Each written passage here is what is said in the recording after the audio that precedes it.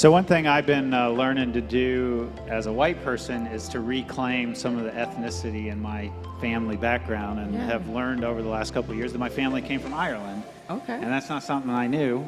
It's not something I've ever been that connected to, but we're Irish. Ended up in Indiana, so I'm a Hoosier by birth.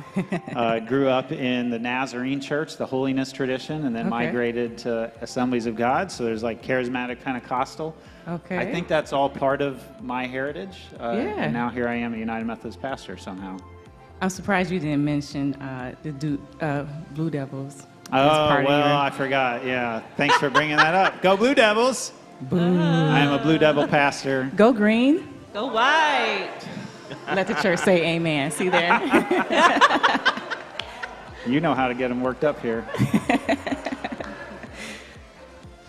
Hey, Christina, how would you answer this question about your own heritage and your own story? Yeah, so this is actually a complicated thing to answer. Only in the sense that we don't have individual stories. Like our stories are, our stories are chapters and chapters informed by other people's stories. And so I think I would answer it the way that I talk to students, which is that when I walk into a classroom to teach, I'm not just walking in. It's my grandmother walking into that class and her stories of living and growing up in segregated Baltimore. It's the ancestors who were left behind on the shores of West Africa.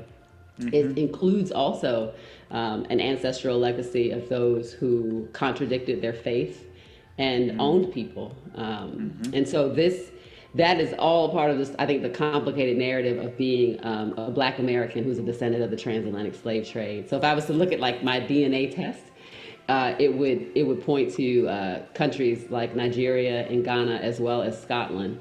And that, I think, just speaks to the legacy of hundreds of years and what it means to journey into America.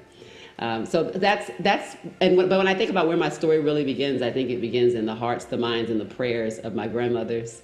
And it begins in the hopes and dreams of the church mothers of the Black church for hundreds of years. And so my story, I think, starts with their prayers for what my life and my world would look like. Wow. That's Thank good. you. Yeah, it's beautiful. Nate, how would you answer this question? I would say very similar to what Tiffany and Christina is saying, but also church is huge, prayer is huge, music is huge in my heritage. And even as a gospel musician, all I know is church. There's a saying in the Black community, I was born on the front pew.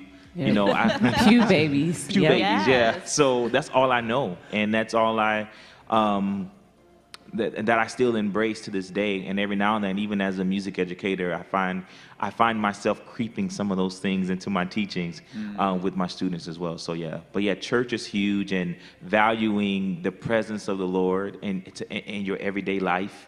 It's kind of what I was sharing earlier, but also just that strong, rich heritage. Another thing I want to talk about is at the tip of my tongue, but being able to overcome obstacles as well.